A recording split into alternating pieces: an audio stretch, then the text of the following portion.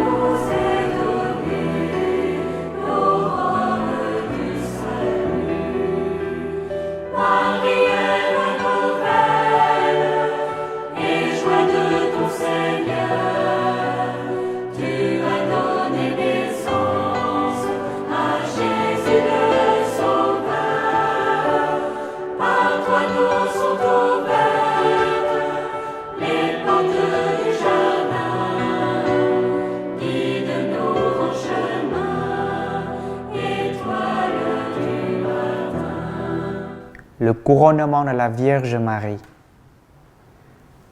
Un signe grandiose apparut dans le ciel. Une femme revêtue de soleil, la lune sous ses pieds, et sur la tête, une couronne de 12 étoiles.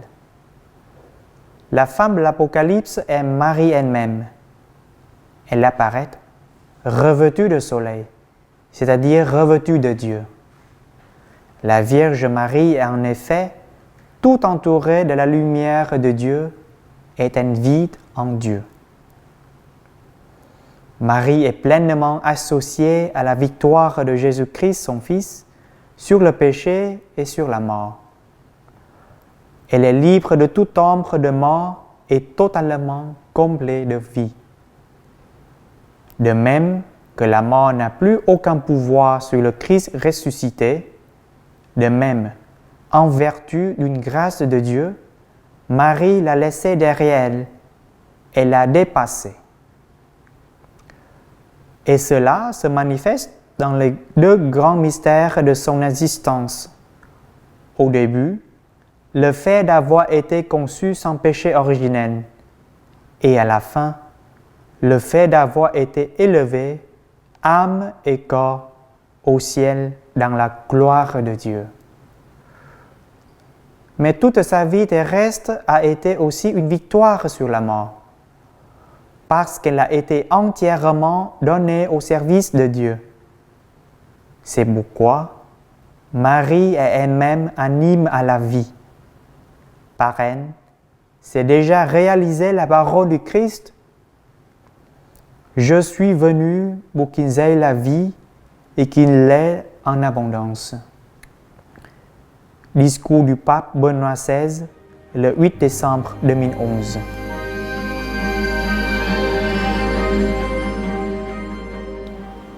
Marie, tu es immaculée, libre de toute tache de péché. L'Église est sainte, mais en même temps marquée par nos péchés. C'est pourquoi le peuple de Dieu, en pèlerinage dans le temps, s'adresse à toi, sa Mère céleste, et te demande son aide. Nous te demandons d'accompagner notre chemin de foi, de nous encourager dans notre vie chrétienne et d'apporter ton soutien à l'espérance.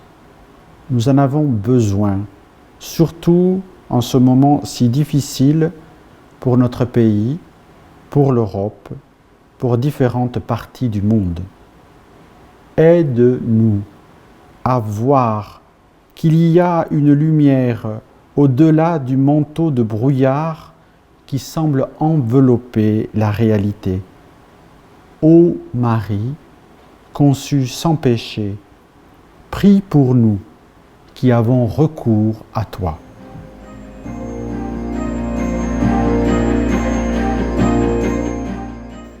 Par l'intercession de Notre-Dame de Lourdes, Seigneur, nous te prions pour tous les savants et les chercheurs, en particulier en cette période redoutable de pandémie. Que ton esprit les éclaire pour qu'ils puissent trouver ce qui aide à combattre le mal. Que leurs recherches soient toujours tournées vers la vie.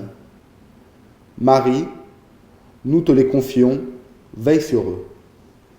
Par l'intercession de Notre-Dame de Lourdes, Seigneur, nous te prions pour les foyers où règne la violence.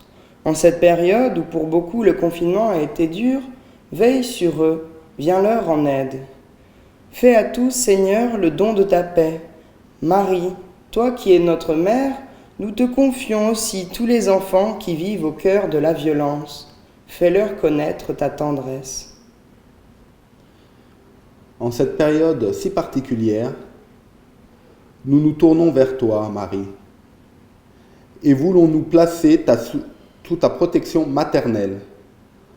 Tant d'hommes et de femmes désirent connaître ta protection et ta tendresse.